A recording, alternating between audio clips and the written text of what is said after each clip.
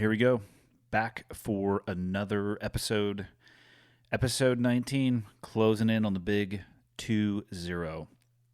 Never thought I would do one, so I'm going to call 20 pretty good. But I went on the road this last week. You'll never guess what I was doing. That's right, I was hunting. Hunting with the guy responsible, I'm going to call him single-handedly responsible for my infatuation with this sport and activity and passion and pursuit. The one and only John Dudley. We got invited to go down to Georgia, Dudley County, Georgia specifically, for a type of hunting that I have no experience with, and that is probably one of the reasons I was so excited to go. I've hunted in Canada, which had some varied terrain and very varied, great combination of words there, foliage and scrub brush and trees and elevation. Then came back home to Montana. Obviously a western state, mountain ranges running through it, north to south. You got to deal with some elevation. And then to Park City, Utah, I think our base altitude hunting there was 7,000 feet maybe. Could even actually have been higher. So Georgia, base elevation where we were, I would guess, 2 feet, but wide open, flat terrain, flat ground. And I actually spent my first few days up in a tree stand, which is a substantially different experience for those of you who haven't hunted than being on the ground, trying to be sneaky, moving around with your ninja booties on. So it was a great trip, learned quite a bit, tried to pick Dudley's brain a little bit on tips or strategies for people getting into hunting just starting off, because I will be the first person to admit that I am extremely early in my hunting journey. I'm actually only a few months into this. And people are actually hitting me up with questions, and I don't feel qualified to answer them. So I try to pick the master's brain here a little bit. And with that, though, if you have questions about archery or shooting, target shooting, hunting, bow setup, any of that stuff, you need to check out Dudley's podcast. It's on all the places you can find podcasts, but it's called Nock On. And the wealth of knowledge stuck between that guy's ears is unbelievable. He'll do a Instagram live, or just he'll reach out and he'll get a bunch of questions from the internet and just goes through them and just hammering through knowledge and information. So if you're in the same place that I'm at, or if you're in front of me or behind me, wherever you may be, if you want to increase your knowledge game when it comes to hunting, go check it out. So let's get into it. Hunting from Georgia with the one and only John Dudley. Okay, I got the red smoke. Gun run north to south, west of the smoke, west of the smoke. Okay, copy. West of the smoke. I'm looking at danger close now. Come on with it, baby. Give it to me. I need it. Get cleared hot. Copy, cleared hot. And I was going to say we should stop meeting like this, but I think we have to keep meeting like this. We'll go the opposite route. At what point did that stupid thought come in your head? I should stop meeting like this? Every man should meet like this. Should meet where there's fresh meat, blood, weapons, coffee, grills, booze. Oh God, booze. Yeah, this is the ultimate place for us to meet. That's where everyone should meet. Should have a national man convention at a hunting cabin every year. Where you dedicate time to doing awesome stuff. Yeah, we just sort it out. Yeah. Everyone just sorts it out. We have like Brad Pitt there to do some street fighting. I'm sorry. We're going to have to rewind here just a second. Brad Pitt to do street fighting? That's not going to work. Fight club action. Yeah. We can hit up Joe for some people who can do the street fighting. I got people that can do it. Yeah. Yeah, I know people. Where exactly are we? Georgia, obviously. Are we in southern Georgia? Listen, I have no idea. I couldn't even tell you. Hunter, you're now involved in the podcast. Where exactly are we? I'm going to switch this to Caleb. Vienna, I think. Caleb, where are we? Dudley County, southwest Georgia. Dudley County, southwest Georgia. So about geographically as far as we can get from the last place you and I hunted together. It is, which was too. super northwest Alberta. So we've... I wouldn't say we've circled the globe, but we're stretching out the distance as far as we can possibly go. We stretched this way, and then now we're going to stretch that way. Yeah.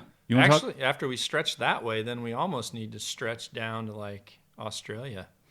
But we could also swing it up, too. Maybe something in Europe. Hard to say. We got to go across the pond. Well, we're going. We are going. Yeah, we're going up high, people. What do you think? Wingsuit area. What do you think the altitude's going to be? The elevation where we're going to go hunt. We're going to hunt in France for people who have no idea what we're talking about. Yeah, we're going to go hunt in the French Alps. We're going to hunt up in snowpack country, way up. We're going to go after some chamois, or as we're going to call them in American terms, we call them ShamWows, Andy and I. Yep. And we're going to hopefully find a place to stretch out the wingsuit. We're going to be trying to build a cool little camp up at maybe 12,000, 15,000 feet. I don't know. It's going to be up there, buddy. 15,000 feet? I don't know. We're going way up. Like from what I saw, it is up there, man. I'm going to have to do a little bit of research because I don't know if I'm comfortable in a sleeping bag at 15,000 feet. I'm going to need some blood thinners before we go that high. I'm getting in there with you. It's perfect. I ordered that hammock anyway, so we'll just share the same hammock. The rule that I was given up in Moose Camp one time when it got real frosty, and I think Ben. Yeah. Ben O'Brien, did you see the post he made about that time when they were stranded on Kodiak and they all kind of had to pack in one tent to stay warm enough to wait for the plane? Yes. Well, I've been in that situation in Moose Camp, and my guide told me, he said there's one rule: pole to pole or hole to hole, but never pole to hole. Like that's actually the rule that we went with in the teams as well. Okay. It's totally fine. Yeah, that's a great rule. Yeah, it works too. It makes you much more comfortable. Do you know if are we going to be tent camping? Like in the snowbanks? I think at least as our base camp, we're going to try to find an old trapper's cabin, like an old cabin up there, I think is going to be our base, and then we'll figure it out from there. So it's going to be epic. I mean, from what I've saw, it's cool, and I don't know. I'm to the point now where I want to try things that are totally outside of my realm, and then try to hash it out. I think that's what really makes an adventure, and I don't know, especially with some of the brands that the two of us are like affiliating with right now, and we're kind of we're kind of merging together because so many of our directions are paralleling one another. Yeah. I just think it's the perfect trip. What exactly is a ShamWow?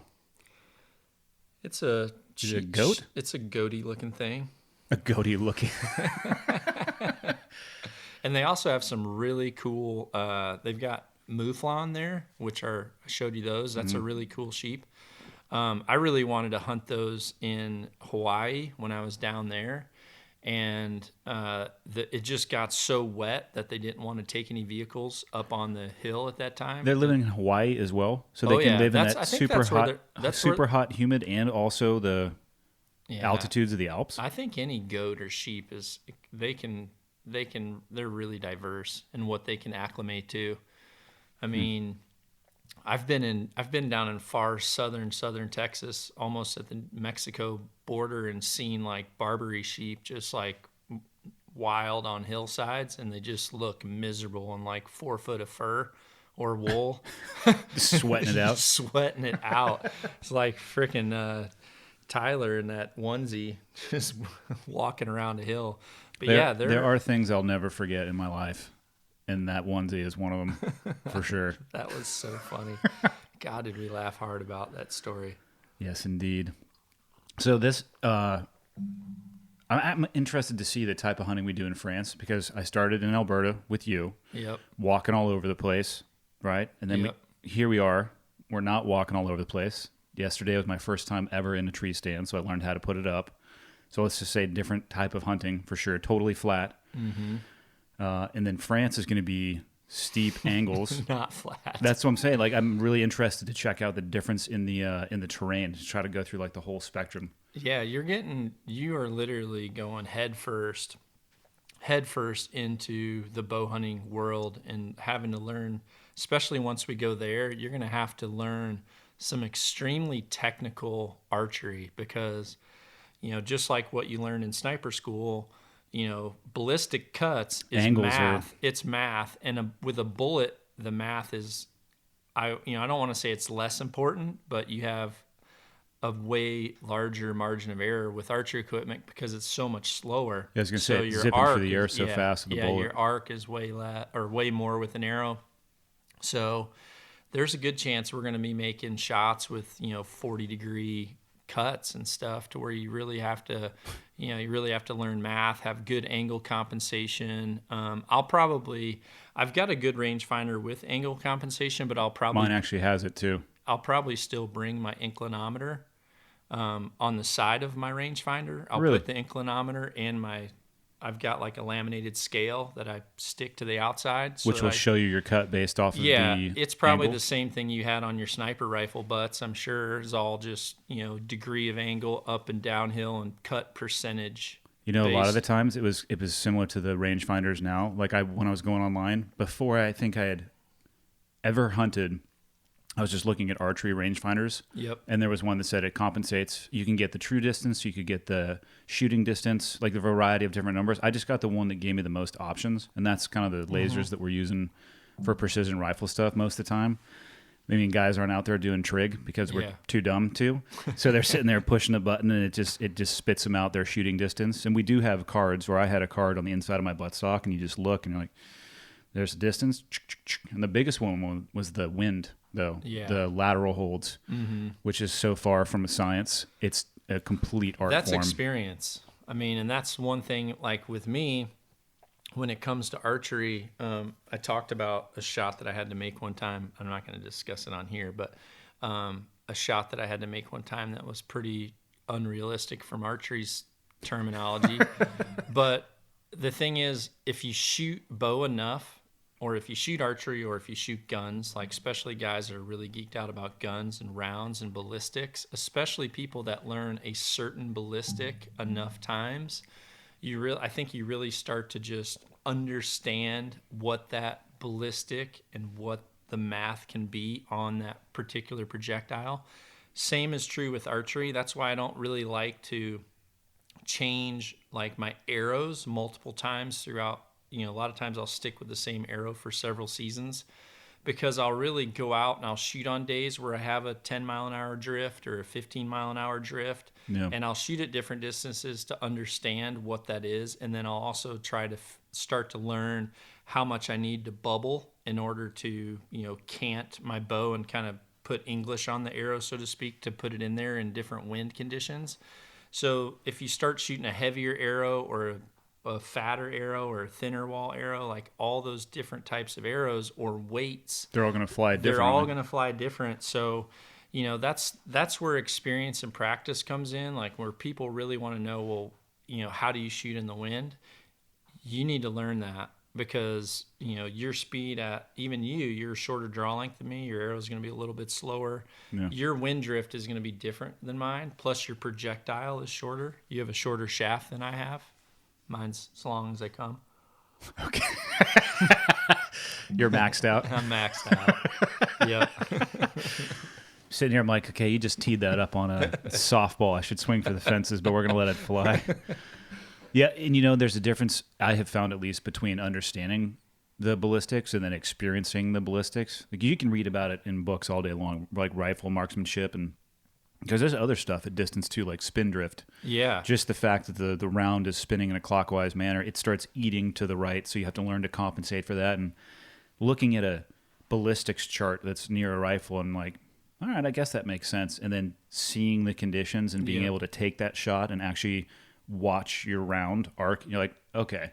And no amount of reading makes you confident doing that. Like if you haven't shot in the wind, you're probably going to be screwed. If the shot comes up in the wind, you have to go out and practice.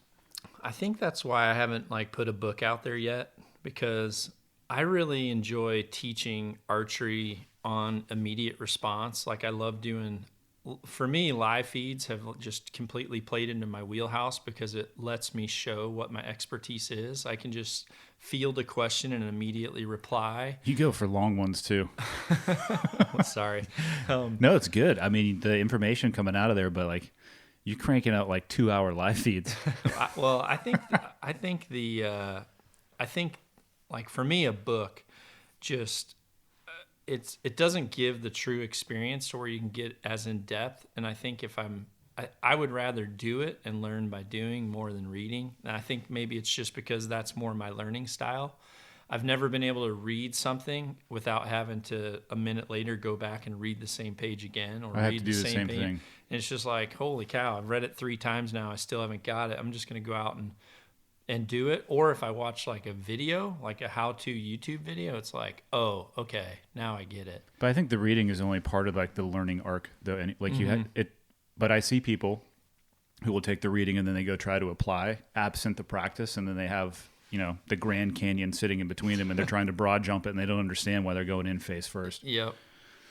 Yeah, it's been an interesting journey. What are you talking about? You're leaning your bow. How does that put English on the on the arrow? So the arrow will always start to go the direction that your top limb is leaning. So Okay. if you're like leaning your top of your bow is leaning to the left, which you're bubbling to the right. Yep.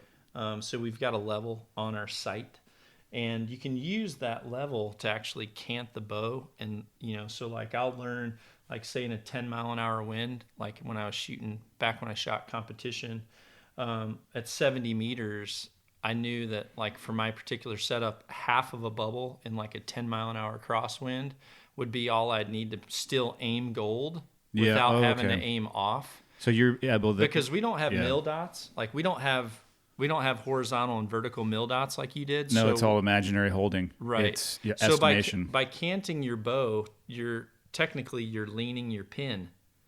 Yeah. You know what I mean? Yep. So you're leaning your pin out, and then so you're almost.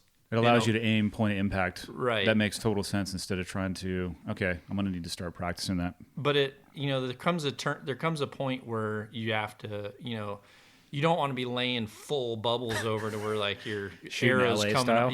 Yeah. If you're going gangster style with the horizontal clock action, then yeah, that's not going to work on a bow. But for light drifts, it's easy to throw. Like I'm just, you know, there's times where I've been out west, like for that antelope that I shot. I forget what it was. I think it was. Do you remember how far it was? I don't remember. The antelope Yeah, the one I shot last month. in Montana? Yeah, was it 74? It was in the high 70s, yeah. Maybe it was 78. You're talking about the cow herd? Yeah. Cow herd? Yeah. Mm-hmm. Yeah, that one, there was a pretty good little clip coming across. So I actually, with that, I was just looking at like the rain because it was raining. So I was just looking at the rain slant. Yeah. I've used like floaters, like if there's ever milkweed pods or like dogwood pods that are like floating.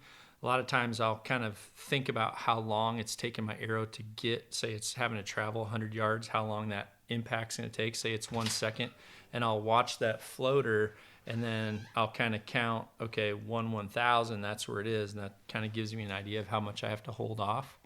If you're listening to this and you're like me and you're learning, just learn how to shoot with the bubble in the center.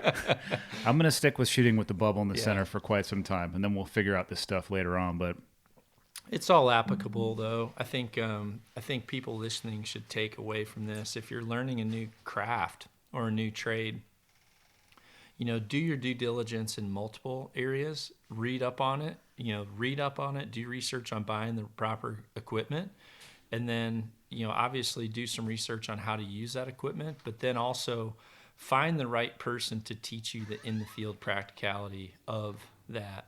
and then practice your ass off. Yeah, and then dive in there and put your time behind it. I mean, that's what you have to do. And it was you've been the perfect example for people who are, you know, interested or thinking about archery for the first time, because, you know, you went on that first hunt with me, everything was more or less laid out for you. 100%. You know, 100%. I was there, you know, I went there for twice as long so that I could be with you for the time that you were there, because you weren't able to be there the whole time.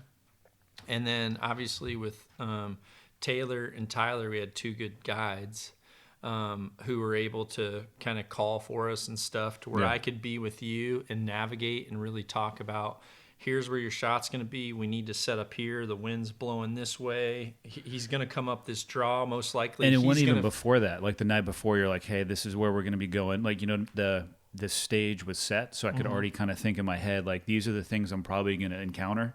So, you know, it gives you the foresight, like, okay, this is what we're going to be doing. This is what I should expect. It was well, that's what you're used setup. to in your old field, right? I mean, it's not like they would just say, hey guys, load up. you're just going into this place, and we'll kind of tell you what we want you to do when you're there. Like, It's not advisable. yeah. So I think to be able to do that for you, you had a completely different mindset there. I mean, you were as relaxed and cool. I mean, you almost made me feel inferior because of how I was for my first 10 years as a bow hunter. I'm like, wait a minute. This guy comes face to face with a big old black bear and, you didn't even crack a sweat. You just made... Because I didn't think about it till weeks later. I'm like, hold on a second. That thing was walking at us. What if I had missed? Yeah. I didn't think about that literally until later. I was just like, oh, Dudley said reload. Here he comes. Okay, here we go. Yeah. I mean, you made an ideal shot, super cool, super collected. And that whole hunt, everything, I mean, you were exactly how I would expect you to be with just game face and game time scenario, which I think is probably an important subject to talk about. I think a lot of your listeners really like the personal motivation you give them, but also they really like kind of some of your true to life, I guess, points of view. And one of those is how to perform in the moment versus how to, there's people that can practice in the backyard, but sometimes those people, when it comes to like game time, they just unravel and the wheels come off. Well, it's because the backyard isn't actually your baseline. And that's what I found over time in the military. There are people who can perform well on a paper range who fall apart in a 3-dimensional range. And we see it inside of the SEAL teams as well too. Like, we have the whole broad spectrum of human nature. We have all the same problems. We have all the same experiences. Not everybody's, this stereotypical, Hollywood movie brave soldier running at the gunfire. Some people perform really well. Some people freeze. And they can, what I think we do a good job of in the SEAL teams is we try to teach them and train them really hard so they can get out of that frozen moment and they can continue to drive forward. And then once they have more experience, it's less likely to happen. But yeah, your baseline is not the backyard. And that's one thing I firmly believe in, is going out and stressing yourself. I actually did a podcast about the stress inoculation stuff. Yeah, it was great. We did. And even, people who like to use long range marksmanship as an example, you can go to 1,000-yard range and put up a target at 1,000 yards, and you can take all the time in the world and get your heart rate low and wait for the wind and then get behind the gun and make perfect shots. But what if you just had to move and you're hauling butt to get up on a high ground position because you're trying to cover people that are being shot at, and when you get there, your heart rate's at max, and your shooting position is not level, and you're aiming, you're laying downhill and it's not perfect, and it's raining on you, and you have to combine all of those things. That's where you find out where your baseline is. Sounded really fun. Well, I've never... I would love to be at that baseline. I equate it to, I've never done anything in my life that truly has mattered with a resting heart rate. That's a good point. Almost all the moments that have really counted, my heart rate has been near maximal or definitely beyond resting. And in the backyard, when you're shooting paper, where's your heart rate? It's resting. Mm-hmm. So you have to figure out a way, and sometimes it's just go do some sprints and get your heart rate up, because when you can hold your pin perfect and then you just go do something really physically hard and you're like, I can't hold my pin on the target anymore. There's your actual baseline. What do you recommend for people that are maybe the military guys that are doing some of these, special op type training things where they're, I think you've told me stories in the past about there's times where people are completely capable of being, like, say, on a SEAL team, but once they're there and they're in that buds, they almost just underperform because they're so focused on like trying to make it that I think they're more worried about not making it than they are about just focusing on task on hand. Yep. What do I do right now so that I can still make it through this day or this hour or this exercise? Whereas instead of them thinking for the entire span of time, I always found that as a competitor, it's like, if I wanted to win Shooter of the Year, which like my first year, my goal was Rookie of the Year. But that goal is one that I mentioned on January 1st, and I never thought about it again until I won that. Yeah. Because it was like, okay, I want Rookie of the Year. What do I need to attain that? And it's like, I need to do this, this, and this at every tournament. So, okay, each tournament one at a time. Yep. Let me just start to stack these together. So it's... And you could take that even farther. You could go an arrow at a time. Yep. So the answer to your question, to me, having gone through BUD/S as a student and then going back as an instructor, I'm really glad in hindsight. I didn't want to go as an instructor when I did, but I'm glad that I was able to make sense of the journey, because when you're going through, it's just like, what's going on? It just seems completely random. And then you see behind the curtain into the wizardry shop, and you're like, oh, it's a 3-ring binder you pull out every day, and it's like at 8 o'clock we're going to do this. It's very structured. Yeah. But what you see the most of is people quitting and people failing. And the whole purpose of BUD/S is to drive you towards where you're the least comfortable. And that could be in the water. It could be from exhaustion. It could be from being hungry or fear, whatever it might be. That's the whole point, is to drive you to that point, apply a little bit more pressure, and watch what you do. And it is very physically hard, but every student that shows up is physically capable of making it, because they have to take all these tests. Nowadays, it's very selective just to get a slot at BUD/S. Mm-hmm. You have to go to like a 16-week course to compete for the billets. Yeah. And still, 75 to 85% of the people don't make it. So they're physically capable enough. And if you lined up an entire class, like my class had 180 people the first day. If you would have lined us up, physiologically, there'd be some difference in height, and maybe somebody would be 15 pounds heavier than the lightest guy. I was 155 pounds in BUD/S. And there was 18 of us when we graduated out of those original 180. And there were guys who were there stronger than me, faster than me, fill in the blank. Like I've always said, I'm a C across the board, just average. But the difference is, in what I saw as an instructor, if I wanted to get people to quit, I would try to get them to focus on a huge world, like as wide, open that aperture up. My first technique, always, like, can you really do this for 6 months? I mean, this really hurts right now. Think about how long I'm going to have you here doing this, and just try to get them to think huge. Or to go back to the archery, to try to get you in your first tournament, on every shot, I would try to get in your head, be like, hey, don't mess this up, because if you do, Rookie of the Year. Rookie of the Year is on the line. And I would get in there in your ear every shot, especially if you had a bad one, and be like, oh, there's no way you're going to be able to recover from this. But that's what you would do as an instructor, is you would look for different mechanism, right? A different goal, but it's the same concept. I would try to open their world up and just get in there and just create all kinds of mischief. And the second you could get them to think about how long they were going to be cold, or how long they were going to be awake, or how much it sucked, your odds of getting that individual to quit were astronomically higher. And then the ones who I have found to be the most successful, and the strategy that I personally used, because it got explained to me by guys who were farther on in training, especially around Hell Week, the 7-day Hell Week of the first phase of training. They're like, dude, just take it one day at a time. Take it an hour at a time. Just get from breakfast to lunch, and then lunch to dinner, and then dinner to mid-rats, which is a meal in the middle of the night. And by doing that, it's amazing what you can tolerate when you know it's going to end, and just focus on one day at a time. And I actually have a lot of people who do hit me up and ask me for advice when it comes like, hey, I want to be fill in the blank in the military, or SWAT cops, or anything that has a selection course. And the advice I always give people is just take it one day at a time. And if that actually seems overwhelming, chunk it into whatever you can take. Make it to a meal. Take it for an hour. I've just seen, the diving test that I administered, you had 4 attempts at it. And if you didn't pass on the 4th attempt, the odds of you continuing through training are not in your favor. So these guys would fail on their 4th attempt, and you're talking grown men. And I was I'm in my early 30s at this point. I was still a kid. And these guys would come up crying. Like, this is all I've ever wanted to do in my entire life. Their dream is completely crushed. And it's like, hey, get out of the pool and check in as a failure. See you later.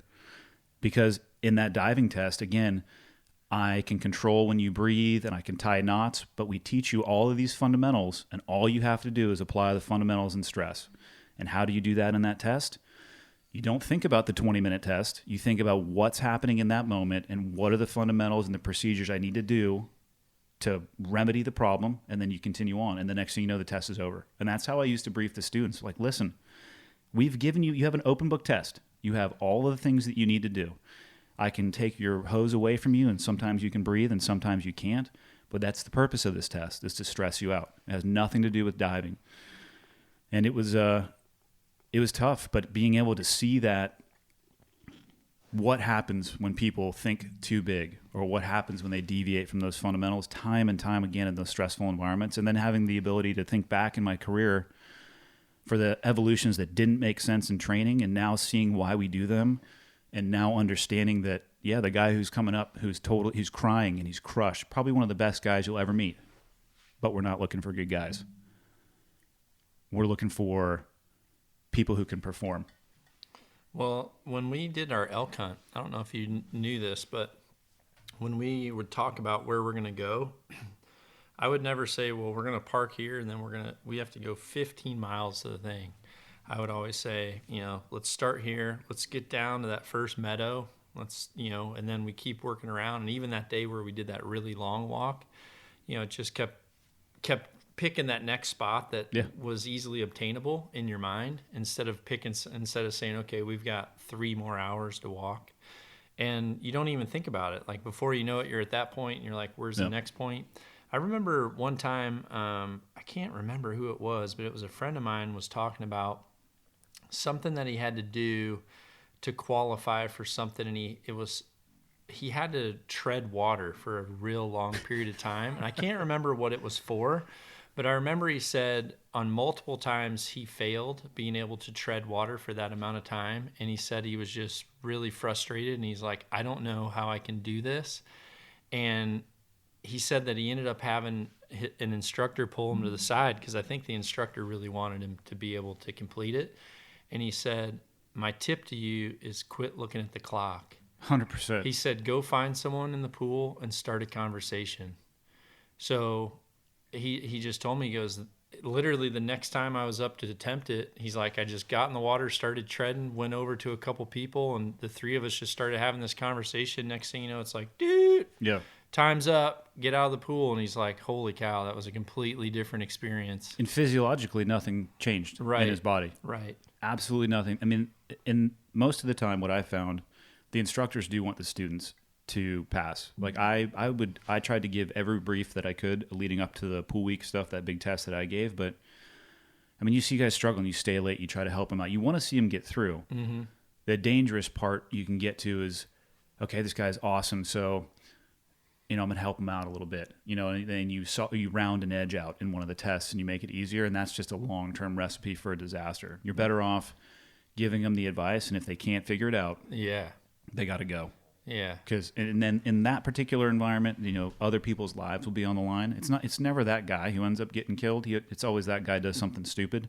For someone he should be supporting. Correct. Some of the best people in the world, those are the ones who end up paying the price for it. And it's tough to stomach, especially when you can look back and you're like, I could have done something about that and I didn't. So it's an interesting environment for sure. But I think being used to dealing with those stressful environments, it definitely helped me in Alberta, but also, like I said, I didn't think about what would have happened if I missed that bear until weeks later. But I'm used to being in environments that are like that have consequence to it. And for me, you develop not a level of comfort, but you're just used to what it feels like. You have enough experience under your belt that it doesn't unravel you. Yeah, and then having someone next to you too.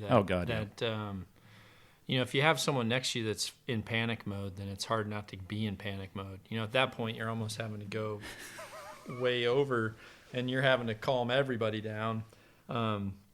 So I think if I would have looked at you and been like, holy crap, it's a black bear, dude, go. If I would have been in that and then that rush scenario, I almost think we could have easily ended up having like what you had happen on your first elk hunt. I don't want to talk about it. I know. But I think all that stuff plays in to performance.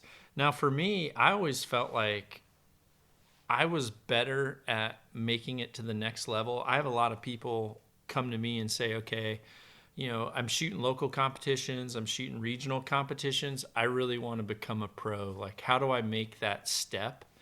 And I think there's a lot of different ways to make the step. The way that worked for me is I literally just jumped in, and I knew that technically I wasn't good enough. I knew that I was not going to be good enough to do well there if I shot how I always shot. But I also knew myself well enough as a competitor, at least me, and I knew that I wouldn't like getting beat bad. So I knew that most likely I would elevate my game just because of the fact I would want to get back within the pack. And that's what happened. I went to one tournament and bombed, and then I'm just like, okay, this is over. Like, that's not me. I don't want to be in that position. So then all of a sudden just my game went to a whole new level because I forced myself into an uncomfort zone. Well, you threw yourself into a small pool. Yeah. And then I was going to say the same thing. That's why in the military, when you have the budgets, you're constantly searching out like world champions. Like if we were getting ready to do training for like rock climbing, for example, we'd sit around and be like, who's the best in the world? And there were some really good climbers in the teams, but they would just, you can't compete with somebody who climbs full time. Yeah. So we would go and just get humbled. I remember climbing one time in Idaho. I was a lead climber, so we were putting our own protection into the rock and climbing up above it. And there's nothing really that evaporates confidence more than being 15 feet above the last piece of protection that you put in, and you're questioning whether or not you actually put it in right. So I remember I'm sitting up there, and I'm just like, God, like just fully exposed. Because then you fall 15 feet from above, then 15 feet past, and then you hope that the thing catches. So you can take a nice little whipper.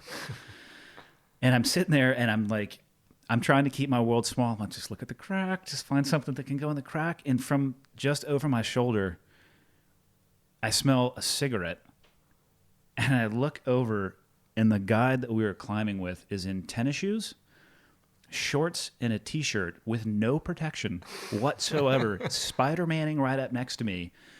Pulls a cigarette out of his mouth. He's like, taps it on the rock. He's like, you got to put one right there. I was like, get away from me.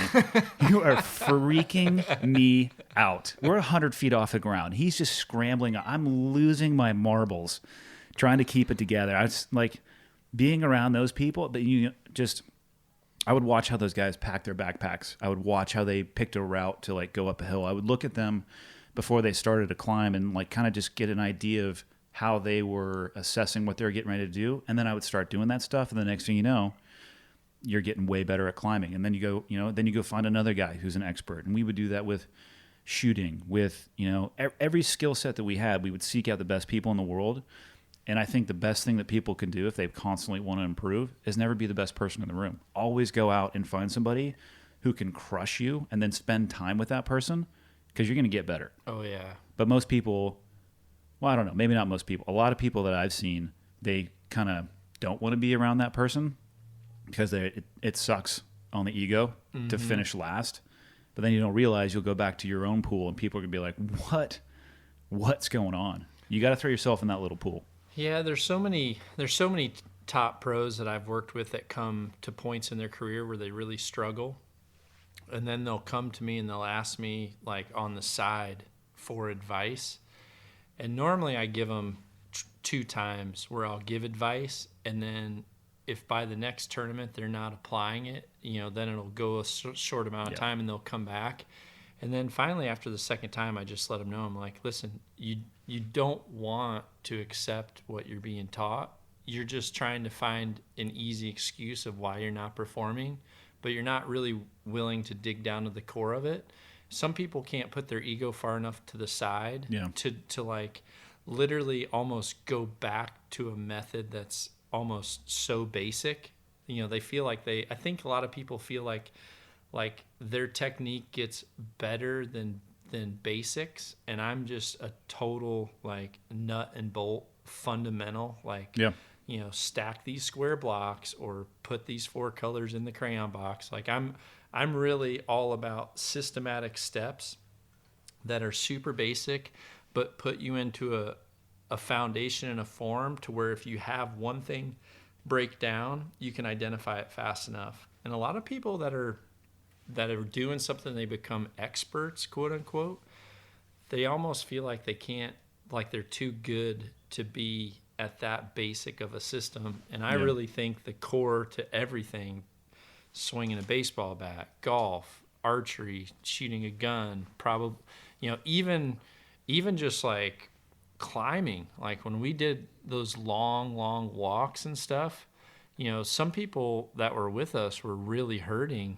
and I just felt like I've never been taught how to do that, but I just, I was just putting one foot in front of the other and trying to make sure that I had like good basic walking and climbing form. Yeah. And I was able to get through it without, blowing myself out. And I think so many people try to overlook the basic details, and they try to make it so much, more complicated than what it really is. But the best students I've had are the ones that accept the basics. And just do what your teacher says. That's literally like, you do this. Okay. Like, I don't need to recreate the wheel.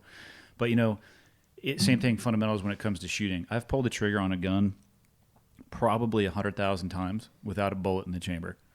We would go back and just practice putting your hand on the holster, getting used to that motion of where it's going to be. Then getting it out of the holster and presenting to a target. Then as you're presenting to the target, rolling the hammer back. We were shooting SIG 226s. They're double action or single action. And literally just practicing that motion and click. All right, no round. Put it back in the holster. Dry firing. Just getting used to your sight alignment, pointing at the most boring target in the world, a black dot on a wall, and just practicing what it feels like to pull the trigger properly. And then you go out and you shoot. But we would start, I think almost every high-speed shooting school that I've ever been to started off with dry firing. Oh, yeah.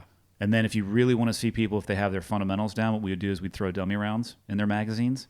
Even guys who are going super fast, they'd be coming up, boom, boom, boom, boom, click, and their gun would drop, and it shouldn't drop. I'm like, dude, you actually, you're making it work, but your fundamentals are garbage. Like, you need to go back down and you need to rebuild it back up, because you shouldn't have that crazy slap of the trigger. I'm sure you see, I am so upset at myself for the video opportunities that I missed when we did that hunting trip in Montana. Bless his heart. My uncle is amazing, but I saw some stuff that I couldn't do anything for about 5 minutes because I was blinded by the tears running down my face. I was laughing so hard. But I can only imagine what you've seen as far as like jerking stuff, people just smashing the trigger down. I gave him the silverback and he shot the ground 6 feet in front of him. It was amazing. Of course, I turned the video on right after the arrow went off because I didn't think that was going to happen. But again, now he has a silverback, loving it. He said he's shooting the best groups ever.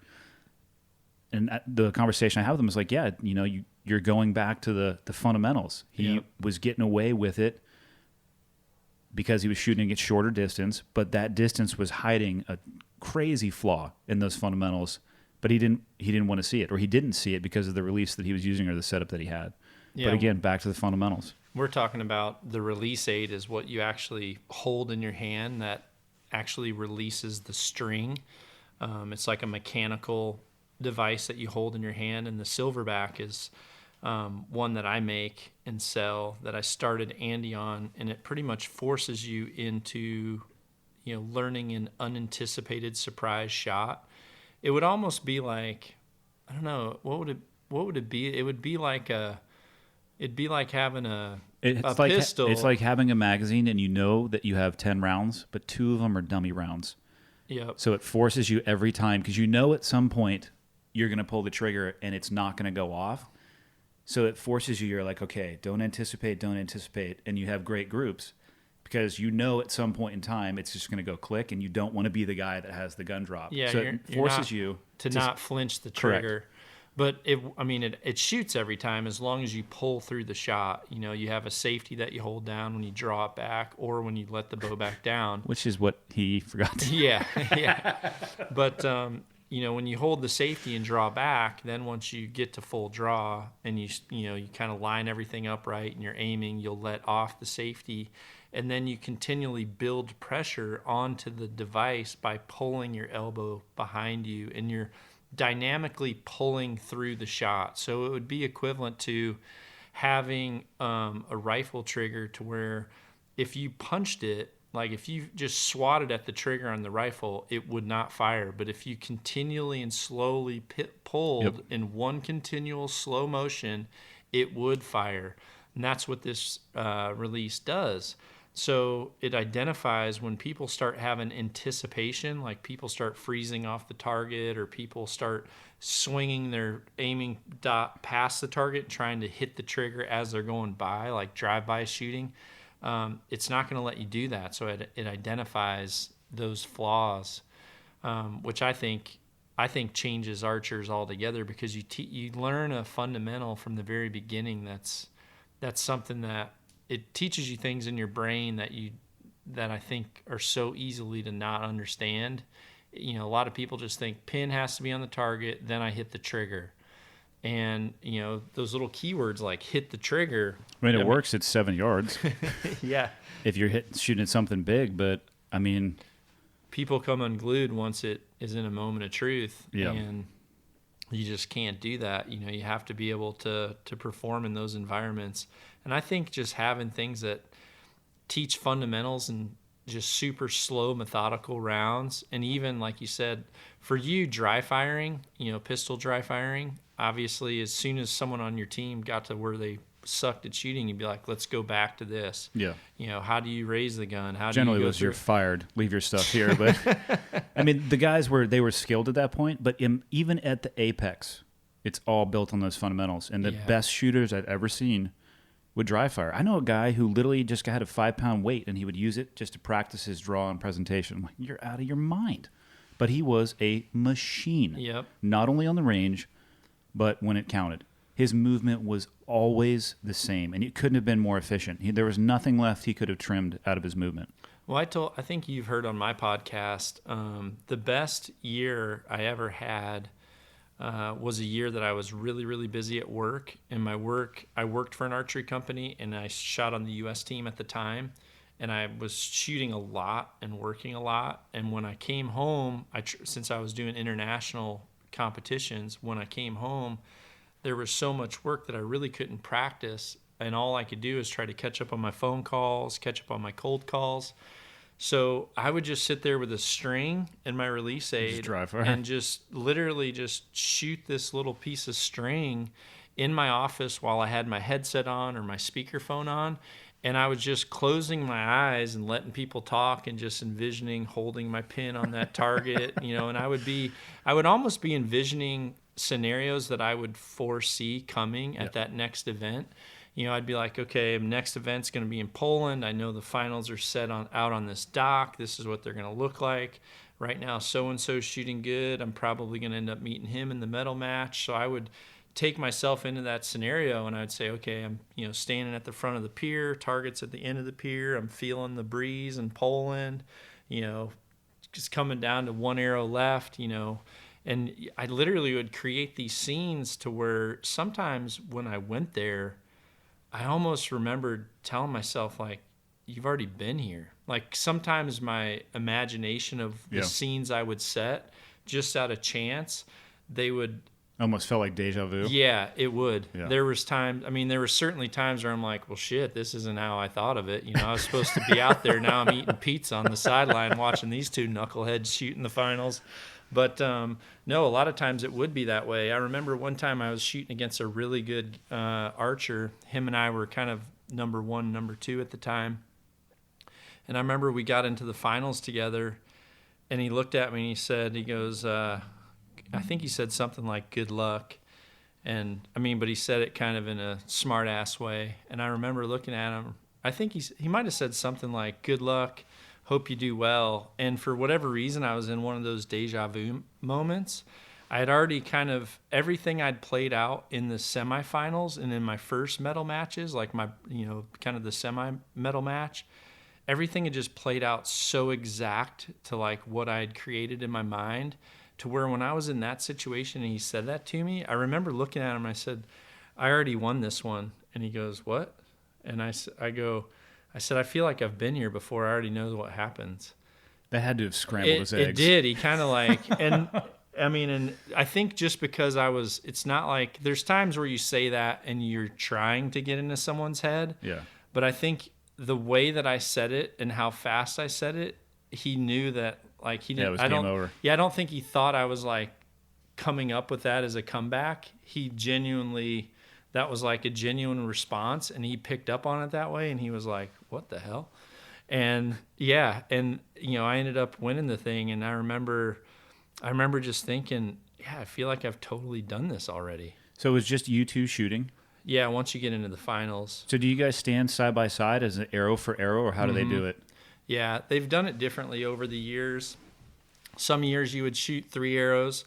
Some years you shoot one at a time and alternate. You'll alternate back and forth.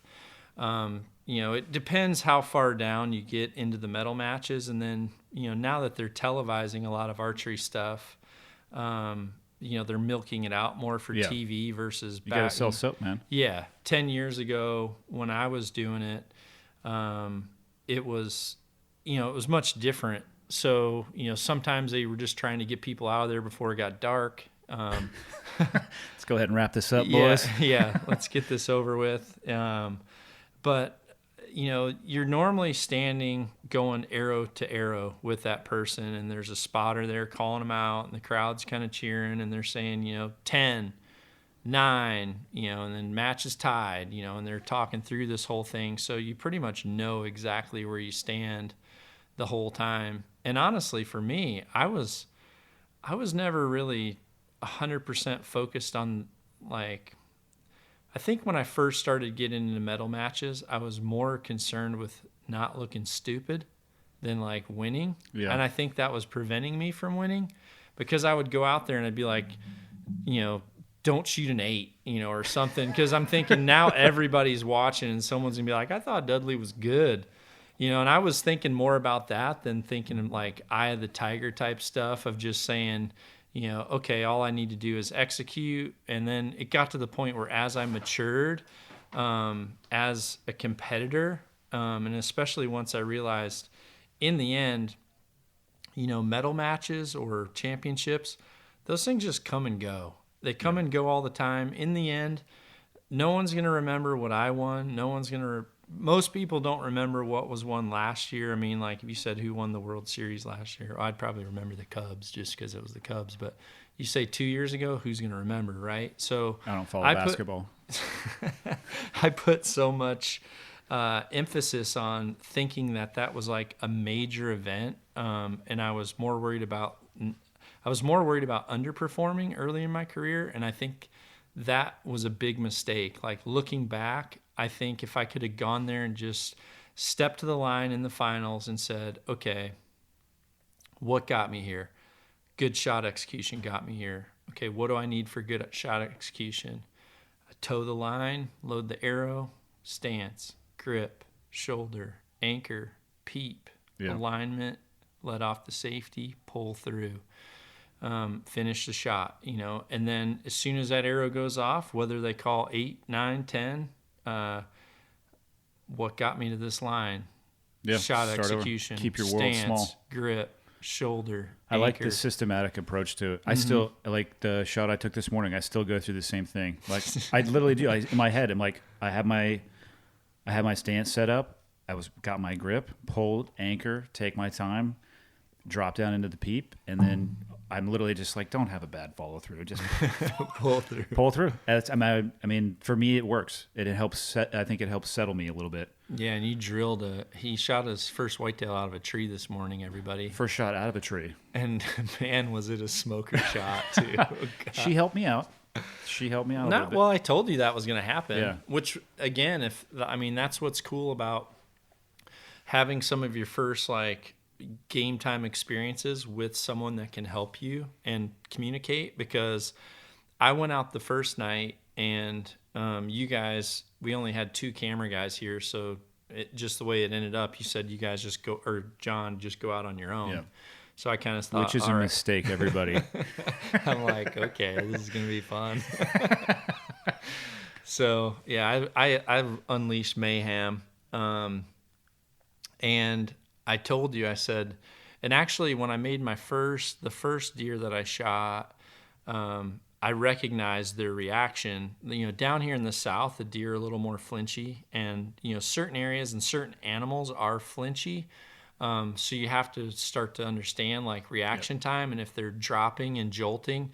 So after the first one that I saw react that way, I thought, okay, these things are ducking the string a little bit. So then the second one that came out, I kind of focused on aiming just a little bit lower. And when I shot that one, I'm like, okay, that's money. They're dropping, you know. So by the time, and all three shots I had, all three were smoker shots. Yeah, they were all recovered. Textbook. But once you and I got in the tree yesterday, I told you, I said, listen, don't aim halfway up. Oh, if I had done that this morning, it would have over her back by 8 inches. Exactly. I just said, okay, listen, if it's like 15 yards or less, you can probably aim right at that halfway point, but for sure bottom third. But I told you anything 20, 25 or further, just literally have your pin in the armpit and they'll drop right into that arrow. And then worst case scenario is if they didn't react, it goes right under them, right? Yep. And you're fine. But yeah, that doe came out for you this morning. And I just, when they were watching, they're like, look how low this doe dropped. And you had a perfect arrow. And I said, well, I told them to aim in the armpit. I said, so back the video up. I said, put your pointer on the armpit. Yeah. And I said, then play it forward and see where his arrow goes. Yeah. And that's exactly. I broke with it just on the base of the fur. Just a smooth break. And just, that thing was. Dice City. Yeah. It was crazy. But I have never heard a deer, what do you guys call it? Howling or blowing? Yeah. A doe blows. A doe blows or snorts. But she stayed, which is what, and she was looking at us. Yeah, she probably didn't get probably with the direction of your wind, she probably didn't smell you. Like a lot of times animals want confirmation in multiple ways. Yeah. If they see movement, that sometimes their tolerance to movement, they'll look at you and they'll realize, okay, what is this? Do I think it's danger? Yes or no? If they smell you, it's an instant identifier. Like hearing, yeah, you're gone. They're gone, right? If they smell you, they know that's human. If they hear something, they look. They're trying to get the visual, and if all of a sudden they see a person or they see a figure, and they're like, okay, 2 legs going down to the ground and a big round thing on the top, that's a human. So they get that second confirmation, then they're gone. A lot of times when they only have one confirmation, like one type of trigger, they'll sit there and they're still curious. So like when you told me she was trying to circle you, she wanted that second confirmation to know whatever I see up in that tree, which is you and a camera guy behind you, she knows that hasn't been here before. Don't forget my vest. Yeah. It's sassy. You have to wear blaze orange here, and even if you're bow hunting in Georgia, since it's rifle season as well. So she was trying to circle around you to get your scent, and once she would have got that, it would have been over. Yeah. But you weren't making enough noise to where she could identify noise, and probably because your back was to a solid tree, she couldn't pick out head or limbs. Yeah. So she wasn't being able to identify like silhouette type. Well, I was trying to watch her, like keep my head down and watch her out of the corner of my eye too, instead of staring right at her. I was blown away because she had gone all the way out, and Caleb was like, "Hey, she's coming back." I'm like, "What?" Yeah, she was curious. She knew she heard something or saw something new, but she was probably like, "What is that? Is that a big freaking turkey up there? Is that a bear?" It is not a big turkey up there. Yeah, a lot of times I'll carry a turkey call with me in my release pouch because, when there's times where deer are coming through and they're looking up and spotting you, and this is a pretty good tip for if there's any hunters listening. If you ever go to an outfitter's place where they have stands set up and, you come for your week of hunting, and if you go there and all of a sudden as deer and animals are walking by, they keep looking up at your tree, it's obvious that that stand has been in that tree forever. And like every knucklehead that wanted to like blow his grunt tube for the first time at a buck walking by, or up there smoking a cigarette or chewing gum or digging into a bag of galactic pork rinds. Yep. Which are delicious. Yeah. Any of that stuff, you can realize they start to associate there's a person up there. So I always carry a single reed diaphragm call with me. And I've had times where if deer stop and they look at me and they're like kind of doing the head bob, I'll just like let out a few little kikis, because turkeys stay in trees too, like in Iowa and a lot down here. There's I did not know that. I thought they were on the ground. No, well, they roost in trees, and they'll go up in trees if they're ever scared.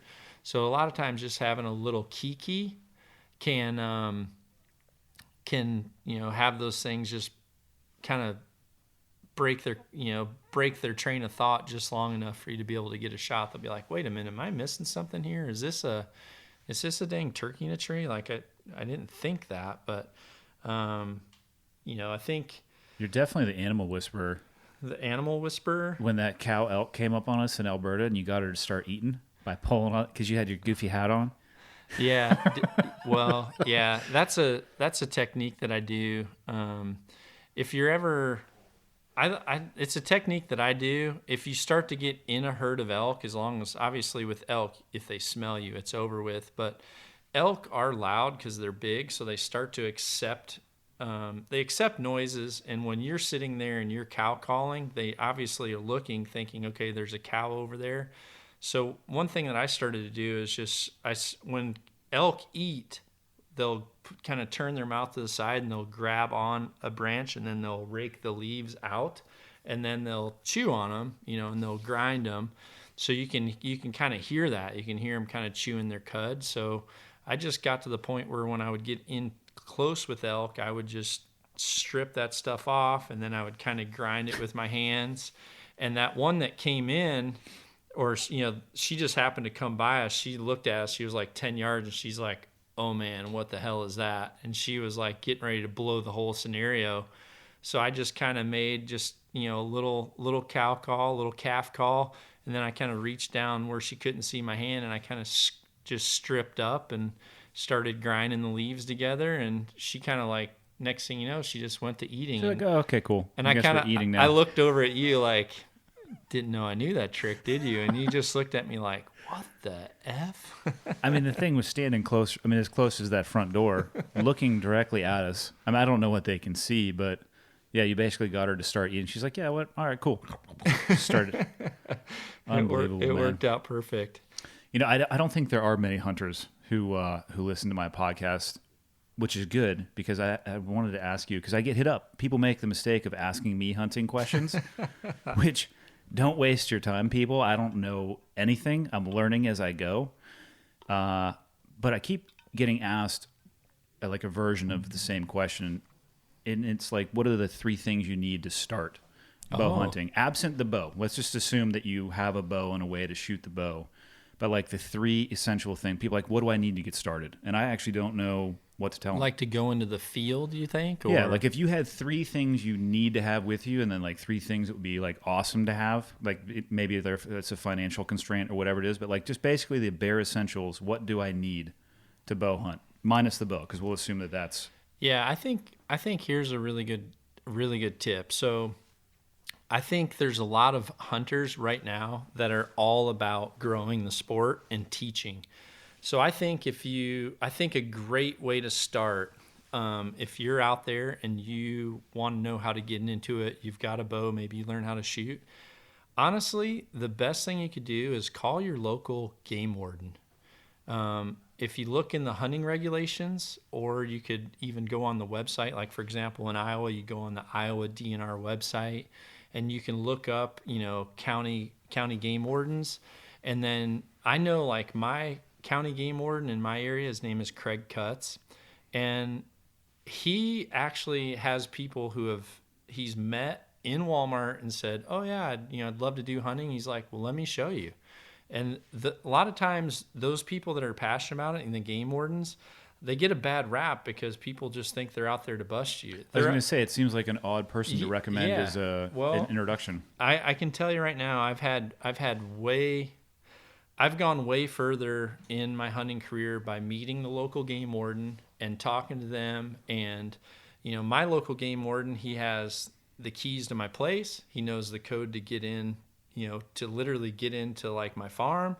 And, I just feel like having those people closer to you is an advantage because he's the first one to tell me, hey, they just changed this rule in the regulations. I probably would have never known about it, right? Yeah. So, I mean, just from that, like me as a veteran hunter, I would say, there's advantages. But for a new beginner, he's going to be able to say, hey, there's a bow hunters education class coming up next month at the Quabi State Park. Which, if you hunt bow, like it was a requirement for Montana. Right. It's probably every state there are some steps you have to take. You can't just go buy a bow and go out in the field. Yeah, which is important. And I think and a lot of times if you go to that bow hunters education class, you're going to meet that warden, because a lot of times the local game warden will come in for a certain aspect of Makes that sense. class. But if you just said, listen, I'm new, I have no idea where to start. Do you know someone that I can go to? Do you know someone that could help me? And there's you'd be surprised at how many, game wardens would probably say, I'll help you. Like, I'll take you out one day and teach you something. I'll take you onto some public land and give you some pointers. Otherwise, they may say, hey, there's a great shop right in town. The owner's name is Billy Bob. And Billy Bob really likes getting new hunters in. He can give you some great pointers. He's got some great people in the shop that are probably be more than willing to take you out for your first time. And I think that's just a really, really good place to start. Otherwise, if you're someone, say you're in a city and you really don't have your own place necessarily to go, and you're in a city but you really want to do it, do some research and find an outfitter where, you might need to save up a little bit more to go on that hunt. But call that person and be really clear and say, listen, this is my first ever hunt. Like, is it possible for someone to be with me that first night? Have you hosted new hunters before? And I think you'll find those people. A lot of people are quick to want to show you what they know, and they're quick to want to share they want to like share how much knowledge they have on something. So I think they'll jump at that opportunity. But I think that's a great place to start. And I know it's polar opposite of what most people think. A lot of people like avoid, they'll see a game warden come down the road and, oh crap, and they'll like want to go the other way. Honestly, I've liked to just stop and talk to them and be like, hey, what are you seeing? You guys seen any good bucks? If they're like, yeah, deer on their feet right now, or it's been really slow, they're out there every day, all day. Like, that's their job. Unless you're playing under the radar or doing something you shouldn't be, and you have nothing to worry about going. Right. I haven't encountered one in Montana, so I don't know if I've ever met a game warden. Well, I can introduce you to one if you want.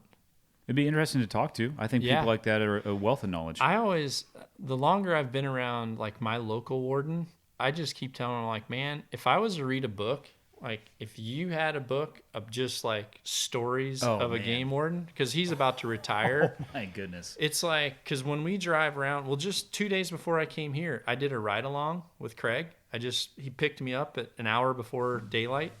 I was up, I just podcasted and made a cup of coffee, and he texted me and said, hey, I'm getting ready to cruise a bunch of public roads. He's like, what are you doing? I just said, I just poured a cup of coffee. I said, come grab me at the top of the driveway. So I just jumped in, and we just drove our whole county at first light, just looking for different deer movement and stuff. And just him driving around, he's like, one time I had to set up on this guy on this road right over here. And I'm just like, dude, this is like storytelling time from a game warden is super cool. Like that, My cousin told me about this, and maybe you guys, well, you probably don't. There's no elk in Iowa, is there? Are there? Not in the wild. But. So apparently in Montana they have an elk dummy. Oh yeah. That like moves a little bit. Yeah, robo elk. Yeah, and the warden sits there, and people come by and they're like, "Oh damn, there's an elk!" They like throw their gun over their hood, and the warden's just like, "Come on over." Yeah, some of the funniest videos at the Iowa Deer Classic, the Iowa DNR every year, they have these stuffed pheasants that they put in the ditch because you're not supposed to shoot out of your car, but like people just lose their freaking mind seeing like something out of the car window and they can't just follow the rules and get off the roadside. So there's just this montage. They have this video that's like just so long, and all it is just like surveillance video of people just riding up and just blasting the shit out of this stuffed freaking pheasant decoy in the ditch. And they've done the same thing with robo deer too. So yeah, I mean, they've got deer that are motorized. I actually have one. I bought one of the robo deer. In some states you can actually use. Oh, it's like a decoy. Yeah. I use it as a decoy. You can move the head. You can move the. No way. Yeah, it's really cool. Some states it's legal. Some states it's not. I have to take the batteries out, like in Iowa. But I actually have a full mounted stuffed deer. When Rogan came hunting with me, he was laughing his ass off because I have two. I have a buck and I have a doe. And when the first one I got was a buck, and I always just called him Jethro. I don't know why, but then I got to the point where I'm like, I really want to have a doe too. So I got a doe, and so I called the doe Jethrina. And I remember me and Joe were like getting our crap together one morning, and I said, I think I'm going to bring Jethrina today. And he was just looking at me like, who the F is Jethrina? And he was out there, and Rogan, like any kind of gadget to him, he's like a gadget geek. But when I came out of that building with that freaking full stuffed doe, like up is on that the top picture you posted with him on your shoulders and you guys walking? Yeah. Yeah. He was just like, what the hell is that? I'm like, it's Jethrina, dude. And he's like, he goes, I forgot what he said, but he just said, you deer hunters are some silly F's or something. I forgot what he said, but he's like, He does like himself some gadgets. He's a gadget master. Speaking of 3 gadgets, like I said, we talked about the essentials or where to start. If you could buy 3 gadgets, what would they be? Like if you had the money, I would obviously assume you'd want people to put the money into good gear. Yeah. But if you had excess, what would you recommend? Like the 3 that are just crazy nice to have, but you actually don't need them at all. Like a rangefinder. Do you need one that compensates for angle? Need one. No, what I mean that compensates for angle. For sure. If you're an archer, a rangefinder is a must. I would almost say have a rangefinder before you even have binoculars. I would say having a good light, good headlamp, good light would be pretty important, and having a good knife. Yeah. I mean, I think if you factored out like your bow equipment, I remember when I first started hunting, I was 10. My uncle would just drop me off in the tree in dark, and he'd say, well, I'll be back when I can. And, people ask how I sit all day. Well, I'm used to sitting until my uncle came back to get me. So sometimes that was the whole day. Even when I was 10, 11, 12, I'd just sit in that tree the whole time. But, how much should people geek out on camo? Like, is that worth going down the rabbit hole? Well, I think that there's certain camos that are super effective, especially if you're doing spot and stock stuff. It's always been weird to me.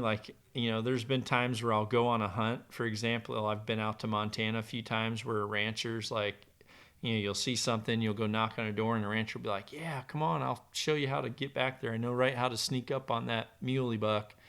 And you'll go out there and you're all camoed out and you're like really trying to sneak along, and then they're there in blue jeans and a flannel top and cowboy boots with a big freaking hat on, and they're just walking up there, and you get the shot anyway. No, it's a funny thing. I definitely like camo. I think there's camo patterns that are awesome. I mean, I'm really big into the Under Armour Ridge Reaper patterns. The Baron pattern, I think overall is the best pattern ever made. But I also think there's something to say about flannel and chainsaw gas smell on your gloves, because I've been with so many loggers that have shot massive animals just out there, chainsawing. All of a sudden, a big old moose just came out of there and looked at me, and I don't know, flannel shirts, blue jeans, cowboy hats, and maybe a little chainsaw gas. That's pretty good camo too. I remember one time I was in Illinois, and it was right when wood burners came out. Everyone had the exterior boilers where they would just put logs in those little houses, and they would heat their whole house with a boiler. I have absolutely no idea what you're talking about. Well, in the Midwest, they're pretty popular right now. It's like the size of an outhouse, but it's literally like... Is it for homes that don't have a heater? It is their heater. Gotcha. They cut their own wood. Add-on. Okay. Yeah, they put wood out in there, and it's detached from the house so that it's cheaper for insurance. But it literally heats up, and they pump. They'll pump that. What it heats up, it'll heat up a boiler, and then they'll do their in-floor heating and stuff based off literally a fire burning. No kidding. Yeah, heater outside. And it works really good. But in the Midwest, so many people are using them that there's just constantly the smell of firewood floating around.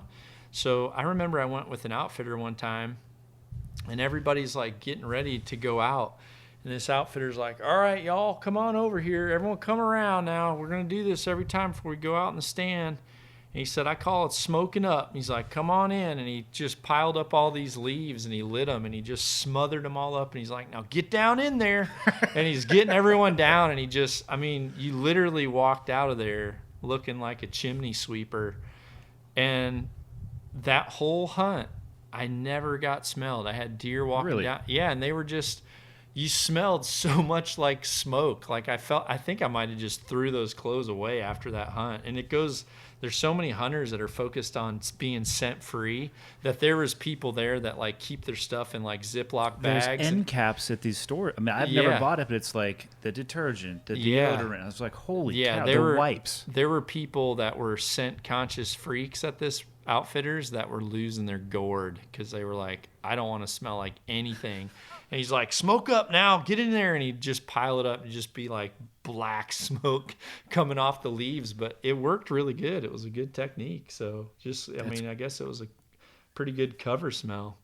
I mean, even if you wash all your stuff in scent-free detergent and like once you start sweating, aren't you defeating the purpose? Yeah, I mean, think of this bow right now. I've got my bow sitting here and it's laying on the couch. I'm like, I've just drank a pot of Blackbeard's Delight, and I've also just drank, I'm almost through that Fruit Punch Kill Cliff in there, and I'm touching my bow, and I'm going to, even if I go and I shower and I put my clothes in the wash and all that, this is still contaminated. Like right now, Hunter's walking around with my phone. I think you're doing a live feed. I don't know, but hey, everybody, if it's doing a live feed.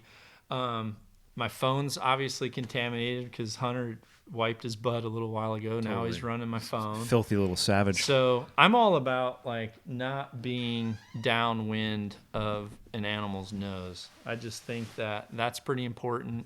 I think taking precaution and trying to keep as much of your equipment away from contamination as possible is important because I think, if a deer smells you and if you smell 3 times more offensive. Oh, for sure. I think they're less acceptant of that. So I think minimizing that as much as possible is important.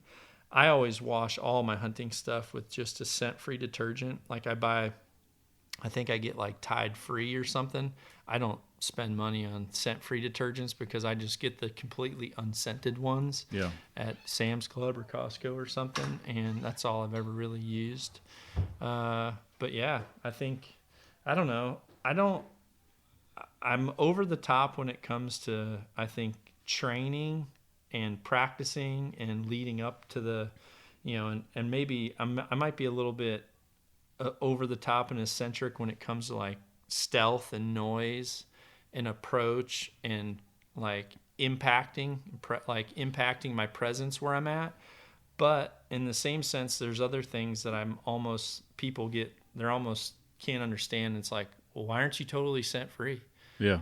Or why aren't you like really worried about that? I just feel like I pick and choose my battles, and I don't know. I guess I've had success doing it my way, and I'm usually not really spending time on scent-free products. It's interesting how many of them are out there. I mean, they're certainly turning the lights on and off at the companies that are they're making them, pitching them to people. How much else do we want to tell people about the future? I wouldn't tell them anything till Can't it's tell them happening. yet? Damn. No. Sorry, people. We just teased you a little bit. Yeah. Well, your sweatshirts came in. They did. And I'm actually upset that I'm here because those suckers. I've got one on my doorstep right now, and they look freaking awesome. Are they sold out? They're close. By the time this podcast is out, yours are going to be sold out. I mean, as soon as I told you the quantity that I ordered, you just shook your head. I was like, damn it. I did the wrong thing again. Yeah, you did. You totally did. But like I said, Jon Snow was right. Winter's coming. So you need a hoodie. You definitely need a hoodie. They're awesome. Yeah, they should be the same as this one. I think actually went with a little bit thicker. That one was polyester. We went cotton polyester blend. Oh, okay. You sneaky little devil. Well, I could see snow already on the mountains by my house. Oh yeah. I'm sitting there looking at it like, yeah, we're gonna need to get some thicker layer on that thing. Yeah. For all those watching live right now, we're actually podcasting for Andy's Cleared Hot podcast. And we've got some cool stuff coming out. I think some cool stuff on the horizon too. Yeah, there's some cool stuff coming, and I think well, hopefully people aren't getting tired of hearing hunting. I'm a hunter, but I'm also I love so much of what you do on the practicality and just motivation and teaching the right ethics to people and just giving people a positive view on life approach. That's how I am too. I feel like everything I have in life has just come from getting up early, working hard, following through. You know, if I make a mistake, just tell people right away that it was my fault. Just own up to it. And, you know, I think if people do that, like those of you listening, I think that's something that's really, really critical. You know, if you're trying to, there's a lot of people saying, how do I advance? Like think of some of your other podcast people are saying, how do I advance if our leader is, you know, maybe not, you know, not leading the right way. And I think the fundamentals, just like we talked about fundamentals in shooting, I think the fundamentals of life are just, you know, following through, being there on time, owning up to your mistakes, and communication. I think if you can do those things right now, I know that for me as a boss with my employees, having good communication, clear and upfront, is just something that, you know, man, is that valuable with anybody. It's not easy to do either. Yeah. Like the one thing I would add to what you're saying is I wish people would actively seek out difficult things. Yep. It's almost actually, I don't know why I love bow hunting so much, but I absolutely love it. I think a large portion of it is because it's so freaking hard. Yeah. And it's just humbling to go, and it's just you and the pin. Why I want the arrow go where I want it to. And just you have to practice. You could blame the bow, which I did for a short period of time. We don't have to talk about that though. But I mean, it's hard and it's challenging. And you know, having employees, how easy would it be not to have good lines of communication and not address things up front and not set the standards? And then what ends up happening is later on down the road, you have a problem. That's all I would add to everything you said. Is just people. I wish people would go and seek out difficult things, because if I look back at my life, all of the stuff of value didn't come easy. Yeah. And all of the stuff that came easy, I mean, you forgot about it. It's valueless. Yeah. You know, to a degree. So I agree. Yeah. It's maybe on that note, we should go out and let's go do some shooting. Yeah, let's go launch. We're gonna do some kill cliff trick shooting. And then we're gonna try to mix drinks with bows, arrows, and cans. And then later today, we still got to do the fletching the arrows too. Oh yeah. Do a little. So you're already building your own stuff. That's just that shot I took today was on my arrow. Oh, that that's I made. right. Yep. Yeah, you built that arrow I did. That's awesome. Yeah, that's really good. So, show that knife. Ooh. So for the audio only crowd, you're missing out on this, but this is the Nock On kitchen blade. Look at this bad boy. HMC. Hunter, put your finger on the table. do Hunter wants to go to France with us, and I told him he can come, but I want to test this knife on the first digit of his index finger. He thought about it still. He did actually think about it. Yeah. Yeah. Well, right on, man. Let's. I'm bringing the podcast stuff. We need to do one from a tent in France covered in snow. We're going to do that. From the same sleeping bag. Yeah, I want to. And actually what you said right there, that's why I want to do this trip. There's a lot of stuff here that I'd like to hunt in December, and that's actually really good to hunt in December. But this is totally outside of my realm, and I'm actually going there expecting to be. I'm tall, so my digits. Are you? Yeah. Yeah, you're like 8 foot tall. My digits get cold really fast, so actually being somewhere where if I get cold, the only way we're gonna not be cold is making a fire or snuggling. So I'm looking forward to the challenge of it. I mean, I'm going there expecting there to be some misery to it, and I think that's what's going to make it epic. Have you spent a lot of time hunting in the snow? Yeah. Oh yeah. One of my favorite trips that I did, I started my career at Team 5. We were a cold weather team. I went to Kodiak twice for the full month-long experience. Uh-huh. Absolutely love that environment. I mean, it'll crush you. Yeah. If you make some mistakes, you're going to die real fast. But, I mean, as far as natural beauty, I mean, come on. Like, that trip we're going to go on is going to be, the cool factor is off the charts, whether we see a ShamWow or not. I mean, it'll be amazing for sure. Yeah, I think last year I hunted the last day of season. For whatever reason, I just told myself, I'm like, it's the last day of season. It's been a really good season. I actually didn't even have a buck tag left. I did have a doe tag, but I'm like, I'm just going to go out. And I told myself I'm going to go for the whole day. So I went in dark and then got in there, and then I hunted dark to dark on the last day of season, and literally got up there. I think it was -4 and just sat in one little ball and just froze my nuts off and just absolutely loved it. Yeah. You know, it was awesome. I saw a lot of deer go by and saw turkeys, deer, squirrel, like everything was out there. It was so crisp and sound just carried like crazy, and it was just amazing. But it was I would say it was misery with beauty at the same time. It was cool. Yep. And that's what I'm expecting where we go. And yeah, that'll be cool. So that should be a killer trip. But yeah, just the experience itself.